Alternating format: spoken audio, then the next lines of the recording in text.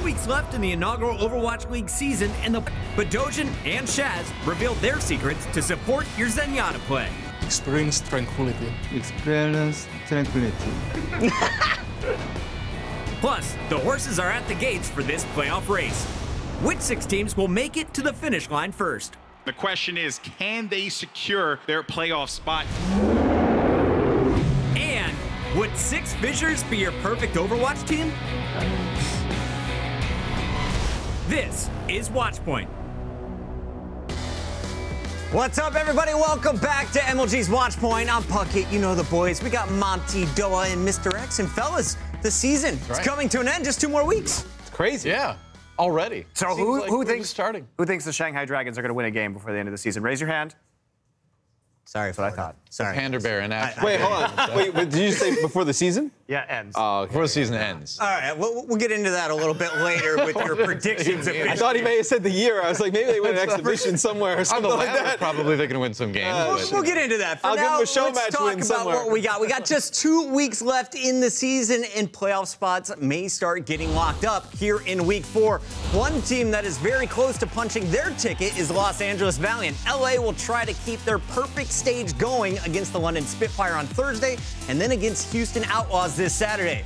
We've got 2 of the league's top main tanks in the Spitfire matchup, Mr. X. So who has the edge when you look at Fate versus Gesture? Look, in previous stages, I probably would have went with Gesture in this matchup, but I'm going to go with Fate currently right now. I think he's playing great in the main tank role for the LA Valiant, and I think it's really his Reinhardt play that puts him over the top for me against Gesture.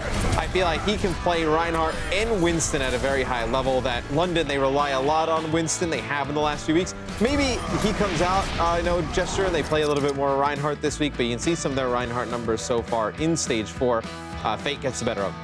Hey, that deaths for 10, like Jester's lowest in the league in that category right now, and that's just a huge difference, nearly double. So I think Jester has to step it up, and really it's about the London players around him as well, because he's dying much more than he should. Keep Gesture up. If you look at the numbers, Fate is 4th in final blows and 5th in limbs on Reinhardt this season, and will be there for the Valiant once again. When you look at the matchup against the Outlaws, you have to think that, again, the Valiant are going to have the advantage coming in. So the question is, what is the biggest advantage against Houston, Doa?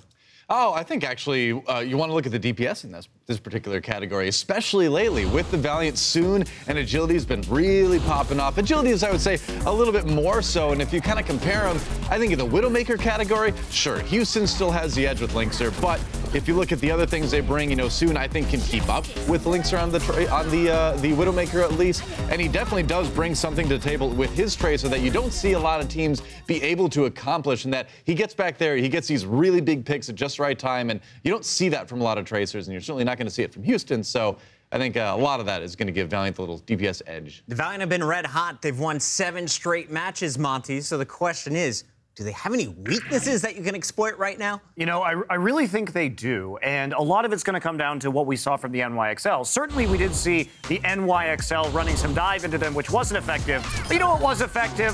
Hanzo and Widow together. The double sniper, especially when they're going to insist on running some of these compositions that are running Widowmaker for Soon and Agilities on Brigitte. That way you have 2 people on Soon, you take out Soon, and then you can just rain damage into the front line. I think if I'm a team looking to prepare against the Valiant, do I think the Houston Outlaws are going to beat them? No. But I think that other teams might be able to beat them because there was a bit of a weakness that we saw against those double sniper compositions this last week. Well, the Valiant, they need just 1 win to lock up a spot in the season playoffs, but they're also hoping to stay ahead of the Seoul Dynasty in the Pacific Division.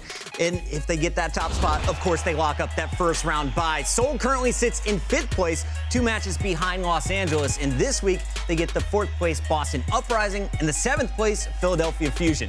These 2 matches will go a long way to helping sort out the playoff picture. And in that Boston matchup, Monty, we got to talk about the map pool here. Who does it favor? So as we take a look at this map pool, it's going to be interesting because I think at first blush, you look at it and you say, hey, this is looking not so bad for the Seoul Dynasty. Remember, coming into this stage, they were undefeated on Horizon. But recently, the Seoul Dynasty, I think, has been doing a lot worse on these maps. So I actually think this is going to go over to Boston. Yeah, it doesn't seem like Seoul's really grasps a lot of the new strategies we see on Horizon. They're still running, I know, a lot of old strategies, potentially with, some triple tank, quad tank, or even with Moira and even some Sombra play as well, which we don't really see as much on the offensive side. All right, well, looking at the Uprising, this is a squad that was red hot in Stage 3. Stage 4, you're 0-6. You need a big win here. So, Mr. X, what adjustments do you want to see from Boston this week? All right, so with the Boston Uprising recently, we've been seeing Striker and Mistake switch back and forth between who's going to play the Widowmaker, who's going to play all those other off heroes. And when you look at some of the numbers on Widowmaker, obviously I think Striker, we can all say, is probably the better Widowmaker of the two. And then when we look at the Junkrat, they're very even. You know, Striker did lead a lot of categories in Stage 3 as Junkrat, but these are overall for the season. Striker has a big advantage there. I think it really comes down to when Mistakes is playing Widowmaker, you need to have him play Widow because you want Striker to switch off of Junkrat and play Tracer if they need, or play other heroes, play Aphara, right? Mistakes, we've really just seen what? We've seen some Widow, we've seen Junkrat as of late. We know he can play Tracer and some of the hit scan heroes. I just feel like when you want to switch off of that, you need Striker to be the one that switches over to the Tracer. That's why I'd like to see him play that off role, so to speak, play the Junkrat. Striker on the flexibility role. I like that call. Well, a team that needs to win more than Boston Uprising right now is Seoul's other opponent in Week 4. That's the Philadelphia Fusion, who are on the outside looking in for the playoffs right now. Philly and Seoul both rely on star DPS players Carpe and Fleta for carries, Doa. So which guy gets the job done when they match up on Friday? I mean, I think Fleta is a little bit more versatile of the DPS, but I think there's no question Carpe is going to be the better of the two when it comes to the one-on-one matchup. Fleta's stats have gone down a little bit in Stage 4 compared to Stage 3. Carpe, meanwhile, especially if we're talking about Widowmaker, which is such a huge hero in the meta, obviously right now Carpe is going to do a bit better. And you know, I think any flexibility issues they might have are going to be kind of shored up by EQO and as we've seen, Shadowburn too. So. All right, well, the team that is currently in front of the Fusion in that 6th and final playoff spot is the LA Gladiators. And after going 1-1 in Week 3, the Gladiators have a tough road in Week 4 as they face two of the league's top teams in the NYXL and the London Spitfire. Since they've clinched the #1 overall seed, though, we haven't seen the most serious play out of this squad. But they're still tough to beat, Doa. So what can the Gladiators do to get a huge W over the XL this time around? This is like the easiest one. I think the key is kill Animo, right? Because if you look at their match versus Valiant, that's one thing I think that Valiant did extremely well is they just killed Animo over and over and over again. And the thing is that Animo on this team, I think, kind of finds himself at a positional disadvantage when you compare him to some of the other players. I don't think he's quite as good at putting himself in the right place at the right time as the other guys on NYXL. And, you know, when you're looking at an NYXL team that's maybe not trying as hard as they would normally too, that's going to make him a bit more vulnerable. We saw Valiant exploit this. I think if the Gladiators do that, they can do well against NYXL as well. I just think you run Brigitte and then see if they're going to dive you, and then try and take those those free maps that they're going to give you as a result of that. But speaking of Brigitte, one thing that I would really like to see from the Gladiators this week is I think one of the main pitfalls they had against the Valiant was, we take a look at this, we did cover this a little bit in Watchpoint Recap, but the Gladiators have been running Brigitte Zarya composition 62% of the time. And now this is not inherently bad. It's really about the DPS they run with it, which is the Widowmaker. So you don't have follow-up for the Graviton Surge in any meaningful way besides a charge Zarya, which you're just not going to do enough damage through a Trance or through a Valkyrie. So I want to see them move to Brigitte. If they want to play Brigitte Zarya, play some Pharah, play some Hanzo, play something, even McCree, you at least can Deadeye Gotta do the wombo Junkrat. You have to have some form of comboing because otherwise it's not going to do you any good. And if you want to play the Widowmaker, absolutely play the Widowmaker, just don't play the Zarya Brigitte combo with it. So I think it was a weak composition coming in from them. But we know the Gladiators are very versatile in terms of the compositions they can run. So if I were them, I'd take a look at that, dial it back for this week. And I think combined with New York basically sandbagging right now, they have a real shot. Yeah, I mean, if you wanted to run something that a lot of other teams can't run, which I'm surprised we haven't seen them do a little bit, is Hydration could play Doomfist. Every time we've seen Doomfist in this stage, we've seen Doomfist make a huge impact. Absolutely. So, you know, he's one of the totally best underrated hero right now. Yeah, I like that call, Matt. All right, well, as Doa mentioned, King in on the NYXL's Mercy player, Animo is kind of a killer strategy. And talking about the Mercy players that could have a huge impact when the Gladiators take on London, we see Mr. X, Matt. We got the battle here. It's Nuss versus Big Goose. Who has the better day on Mercy? I'm going to go with Nuss here. I think Big Goose has probably been the weak link for the Gladiators throughout Overwatch League thus far. You can see some of the stats, and the healing numbers not high. Everywhere else, they're pretty comparable, right? You look at Players Resurrected, maybe that's a little bit higher because he's not getting as much a healing output. But you see some of the Zen numbers, Shaz leading the Zens in healing. It's a lot because Big Goose not doing much healing, as Mercy providing a lot of damage boosted. Overall, I would go with Nuss as the player here that kind of going to do both. Keep everybody alive, use that damage boost effectively. Going with the Spitfire player, I like that. Well, every team's Mercy player is so important, but often we see an even bigger impact from the flex support position and the Zenyatta. Nuss's teammate Bedosian, along with the Gladiator Shaz and MVP favorite Jonak, broke down the Omnic Monk in our latest edition of My Hero. This or this? 고요를 체험하시오. Experience tranquility. Experience tranquility.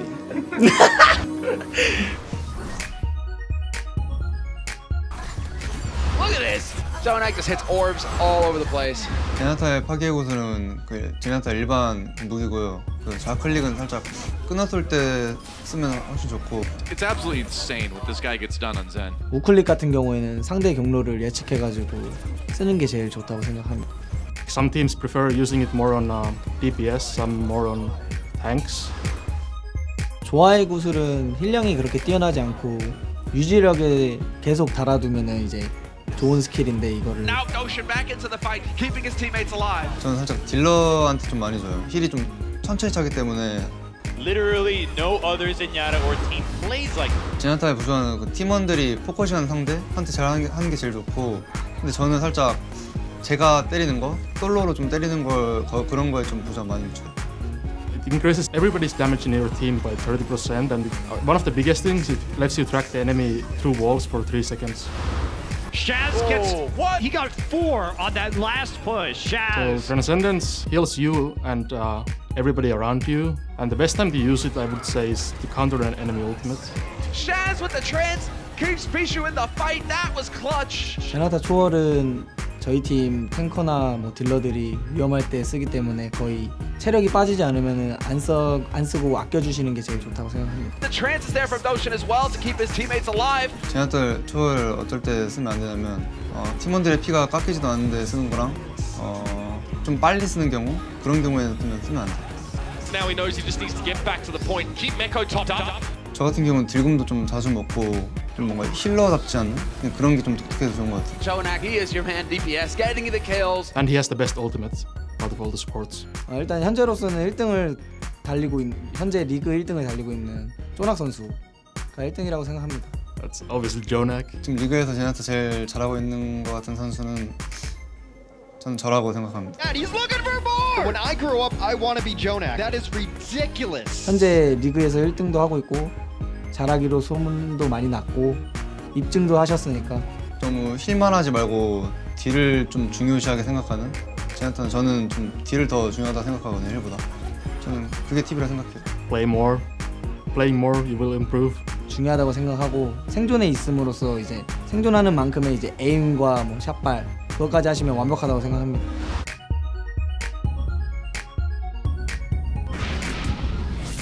No surprise to see Jonak at the top of the damage per 10 list on Zenyatta. AimGod is surprisingly close behind him though, and his teammate Neko is 4th. If we look at the healing stats, Shaz is the league's top Zenyatta, followed by Philly's Boombox, but AimGod is the only player in the top 5 in both categories.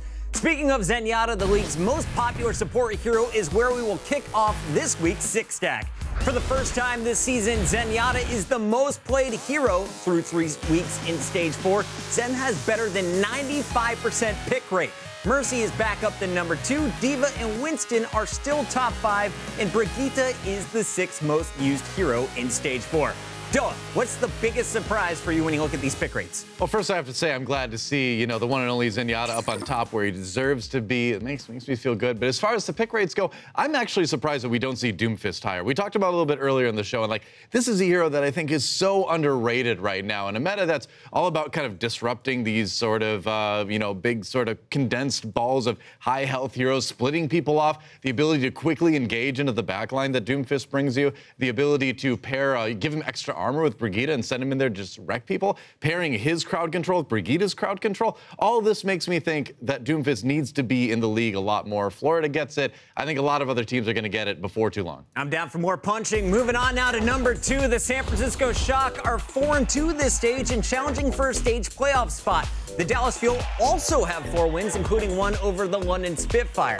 Both teams are playing at their best that we've seen all season, Mr. X. And if you're a playoff contender, I gotta ask, which team are you more scared to play right now, the Shock or the Fuel? I think you're definitely more scared to play the San Francisco Shock. I think they have a very consistent play style. They can do many different things, whether they want to dive aggressively.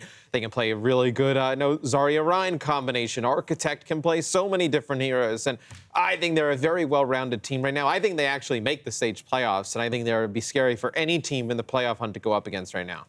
Number 3, Shanghai is 0-36 and did not win a single map last week. One of their lone bright spots for this team all season, though, has been Dia, who continues to play really well individually. Taking a look at his Widow stats from last week, they aren't the most impressive, but Widow really does need good support to pop off. It's a real possibility that this team goes winless in the season, Monty. Do you think Dia has earned himself a spot on the team next year, though?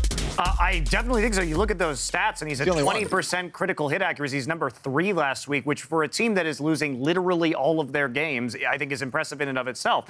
I think Dia may not be the best Widowmaker player we have in this league or the best DPS player, but if you're retooling the roster, you keep him on because I want to know what he could do with better players around him, particularly better supports. So I think you keep him. Worst case scenario, he's going to be a bench player for you. I 100% keep Dia. Definitely think he's the face of the brand as of now. On to number 4 in our 6-stack. Arhan finally made his debut for the Outlaws in Week 3. Houston won 3 maps and tied 1 with him in the lineup. He played in place of Jake on those maps, of course, and showed off a deep hero pool.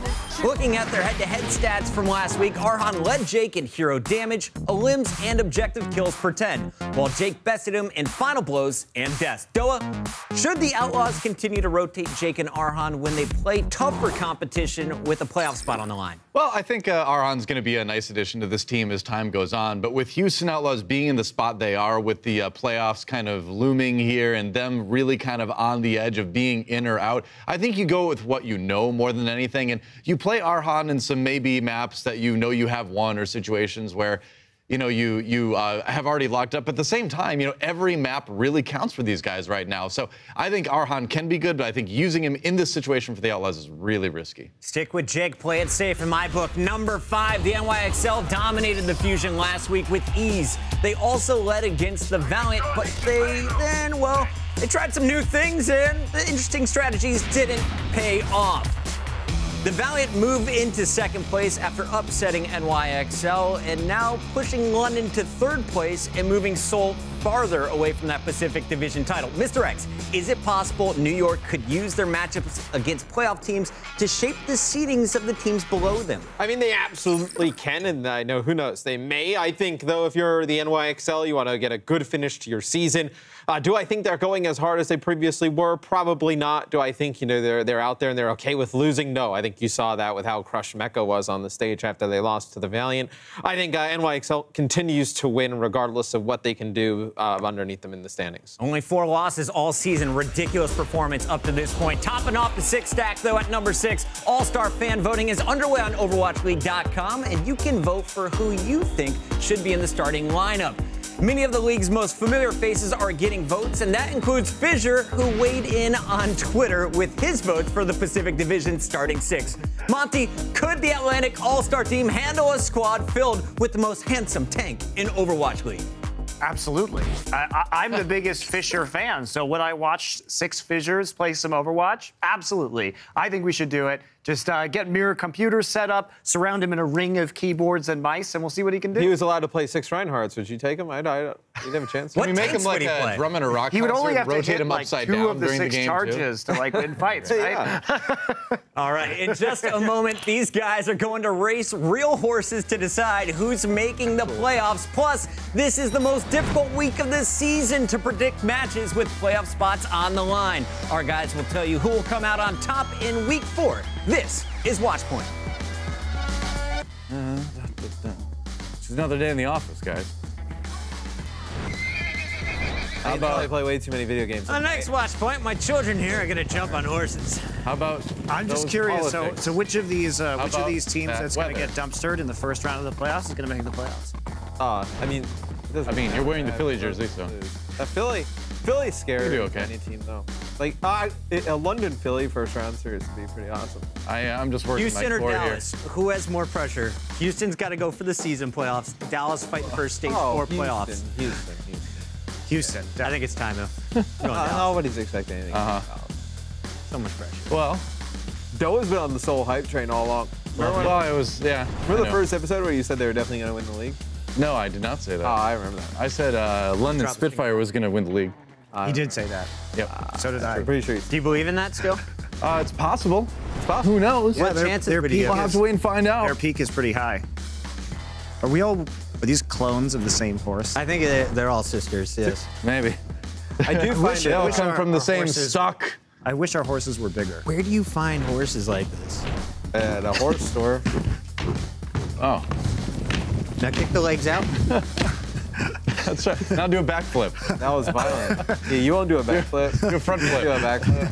Wearing a helmet. Go I'm for a little it. bit jealous. Everyone has horses but me. I'm just hanging out, being tall. I'll ride you, Puckett. Get down.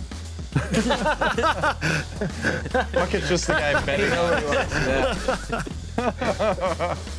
So I just want to be and in things that don't make it to the final cut. I didn't even know how to respond to that. Did you miss the email, Noah, for the My Hero? What? The email for the My Hero shoot? No, what's that?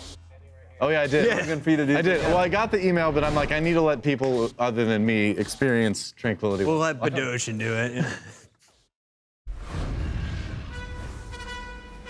As the world waits for Justify's attempt at a triple crown this weekend at the Belmont Stakes, we've got a race of our own in the Overwatch League. It's the Watchpoint Stakes, and they're off. The stakes in this race are playoff spots. Currently running in 4th and clinging to playoff hopes is Downward Uprising. We were way up in 2nd place in Stage 3, but we haven't won since. 6 straight losses, and one of our best players is not showing up in Stage 4.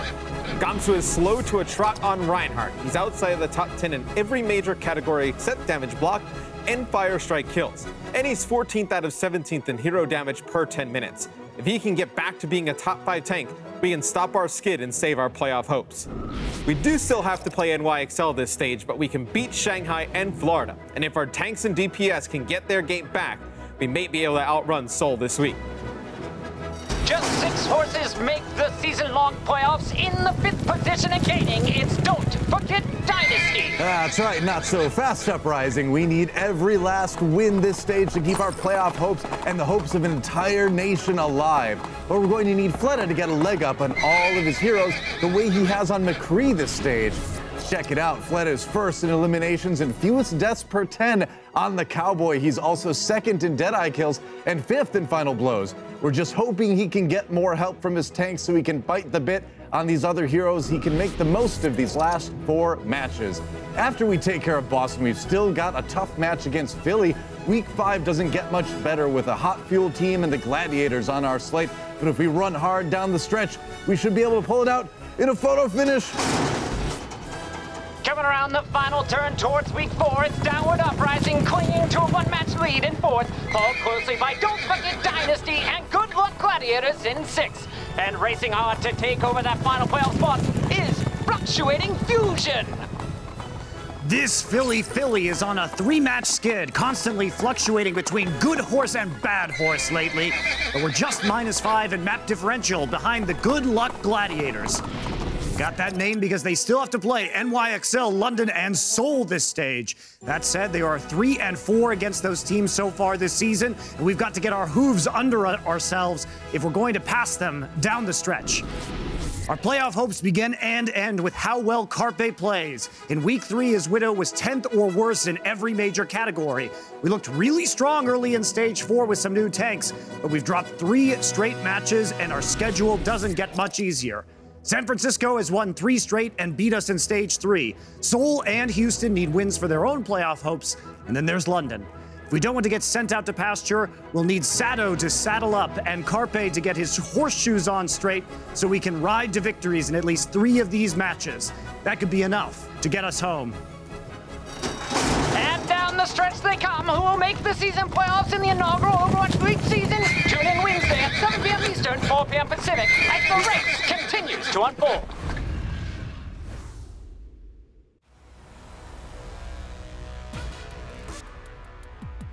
제가 전에 있던 팀 콩두라는 곳에서 원래 셀레나라는 닉네임을 썼었는데 감독님이 자기가 지어준 닉네임을 쓰면 더 나은 선수가 될 수 있을 거라고 해줘서 바꾸게 됐습니다. Void coming into this lineup, they have to be trying to take pressure away from Fissure. 제가 오버워치 프로가 된 계기는 처음에는 경쟁을 하다가 피셔가 스크림에 용병이 필요하다 그래서 용병으로 갔었는데 테스트 한번 봐보겠냐고 해서 그때 테스트를 보게 돼서 붙어서 그때부터 콩두에서 같이 플레이하게 됐습니다. You gotta love that Fissure welcoming Void to the stage. Let's just get under the wing, buddy. I'll show you the ways. 콩두에서 같이 플레이하던 선수 피셔와 다시 LA 글래디에이터즈에서 플레이하게 됐는데 피셔가 설명도 되게 잘해주고 굉장히 좋은 것 같아요. You can see what Void adds to this team, especially on that Zaya. He's out there killing it. 비시 형이랑 제가 다른 점은 제가 자리아를 쓰는 유저여서 자리아 디바 둘 다 돼서 We have a substitution. It's gonna be Void coming in for Bishu. 자리아 쓰는 맵에서는 자리아 디바 번갈아 가면서 쓸 수 있어서 저를 그런 맵에서 쓰는 것 같고요. 비시 형은 되게 뭐라 해야 되지? 텐션도 좋고 통역도 잘 되고 말이 잘 통하니까 되게 커뮤니케이션이 좋아서 좋은 합을 맞출 수 있는 것 같아요. You see Void trying to get up in behind that shield. It looks like he's managed to do so. 제가 오버워치 리그에서 하고 싶은 목표는 플레이오프에서 최대한 좋은 성적을 거두는 것입니다. And not a thing the Fusion could do. Better to just close your eyes and let it happen. 플레이오프에 들어가려면 그냥 경기 이기면 되죠. 그냥 무조건 이기면 됩니다. The Gladiators seem to prefer Void on Zarya maps, and he's dealing the 5th most hero damage per 10. He's also 5th in average energy and 4th in grab surge kills on the pink-haired tank. There are 2 weeks left in the season, and these 3 gentlemen next to me have very little room for error regarding their weekly predictions. Let's take a look at the standings right now. Mr. X has pulled away a bit in Stage 4 and now leads with 165 They're going the wrong way, correct Noah. picks. Well done, well done. Monty like currently Chris. second at 163. I've flown too close to the sun. Noah, what happened? Down to 161. Let's see if you can catch up this week, though, Noah. It's time. I feel it.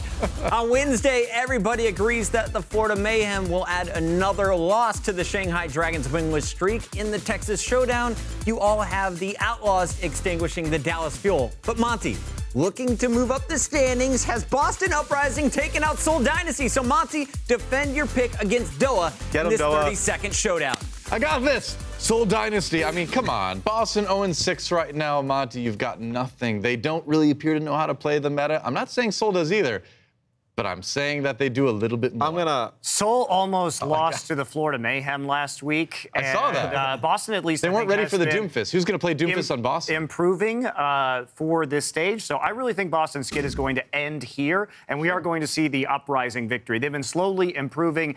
Seoul has remained stagnant and is still in danger of losing to the worst teams in this league. They could definitely lose to Boston. I'd like to say, if I knew Doa was taking Seoul, I probably would have taken Boston. Hey, I like it. Things are getting interesting on Thursday here, fellas. Doa and X like the Stage 4 undefeated LA Valiant, while Monty's getting weird with the London Spitfire. Monty and Doa like the surging San Francisco Shock, while Mr. X has sided with the Philadelphia Fusion.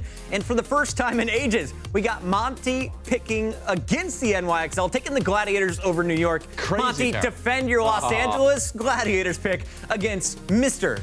XL himself. So I was kicking myself last week because I didn't predict the Valiant to win, and I think New York is going to do the same thing, try and play counter comps into the Gladiators. It's going to give Gladiators an edge in this matchup. New York doesn't care about winning these matches at all. Gladiators will really care. 5-game series, Gladiators will. I actually think the reason that NYXL wins this match is because of what happened last week against the Gladiators. I think they kind of embarrassed themselves. The Gladiators on stage celebrating. Everybody's, I know, talking about how great they are now. I think they don't want to hear anything about that from any other team. That's why. But they'll just go ahead and lose these games, pump up their opponents, so it's more impressive in the season playoffs when they win. Or they Thinking can do ahead that. of the game. I like it. It's also a viable strategy. I like it. Good luck, Gladiators. You knew Korean esports. Guys, that's going to do it for MLG's Watch Point. Make sure to check out Week 4. It begins Wednesday at 7 p.m. Eastern, 4 p.m. Pacific on OverwatchLeague.com. And, of course, the Overwatch League app. Thanks for watching. We'll see you next time.